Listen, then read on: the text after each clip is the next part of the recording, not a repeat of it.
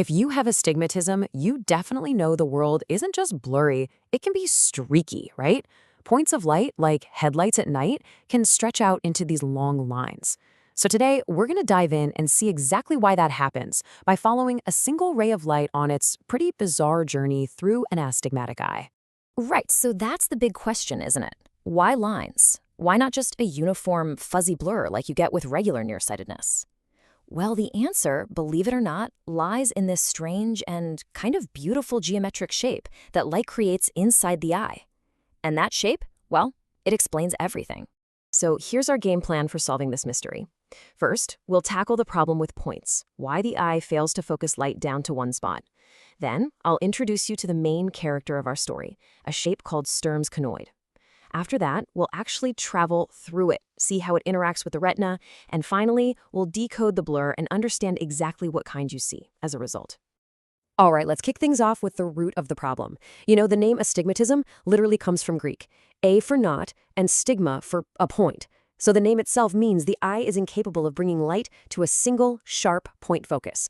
Kind of cool, right? So what is astigmatism, really? Well, it all boils down to the eye having different focusing powers in different directions, or what we call meridia. Imagine drawing lines through the center of your pupil, like spokes on a wheel. In an eye with astigmatism, the focusing power along the vertical spoke is different from the power along the horizontal one. And because of that, there's just no way for the light to meet at one single, sharp point. And what causes this difference in power? It's usually the shape of the cornea. Think about it like this.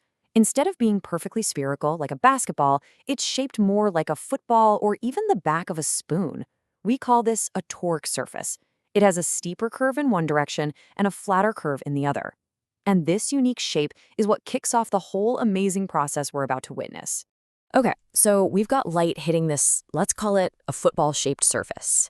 What happens next? Well, this is where we meet the absolute key to understanding everything about astigmatism. You see, after light passes through that cornea, it gets all squeezed and stretched into this very specific, three-dimensional shape. This entire bundle of rays, this geometric form, is called Sturm's conoid. And it's not a simple cone, it's this complex, ever-changing shape that is absolutely the centerpiece of our story today. And now for the really fun part. We're going to travel right alongside a bundle of light as it moves through this conoid. We're going to make a few stops along the way to see exactly what shape the light takes at each point. Okay, so our journey kicks off right here at point A.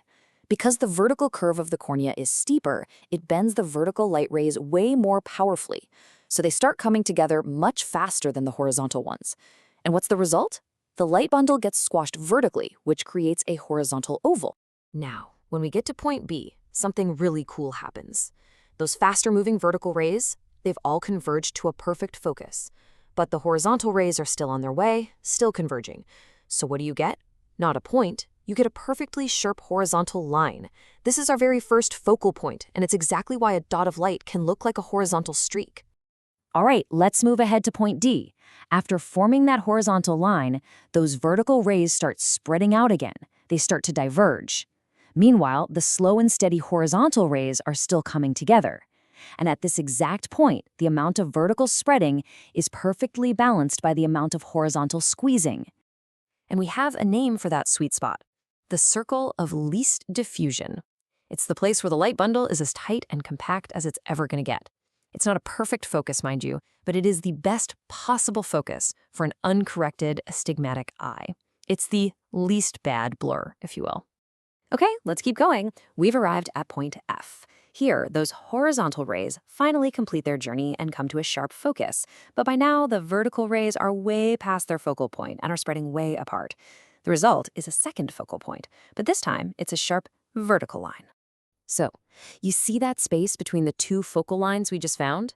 The one from the horizontal line at B all the way to the vertical line at F? That whole area has a name, the focal interval of Sturm. And this interval, this is the critical zone where all the unique blurring of astigmatism really happens. So what about after point F? What happens at our last stop, point G? Well, by now, both the vertical and the horizontal rays are diverging. They're just spreading out. From here on out, the light bundle is just going to keep expanding, forming a vertical oval that just gets bigger and blurrier the farther it goes. Okay, so we've taken this incredible journey with the light, right? from an oval to a line to a circle and back again. Now for the big payoff.